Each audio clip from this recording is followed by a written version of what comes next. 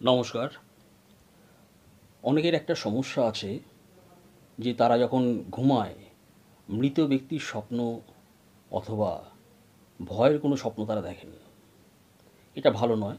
এটা হচ্ছে একটা নেগেটিভ এনার্জি তার মধ্যে কোনোভাবে ঢুকে গেছে।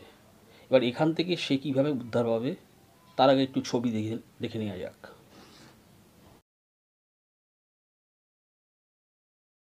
তিনটে জিনিস, এই তিনটে জিনিস বালিশের নিচে নিয়ে ঘুমান আপনি।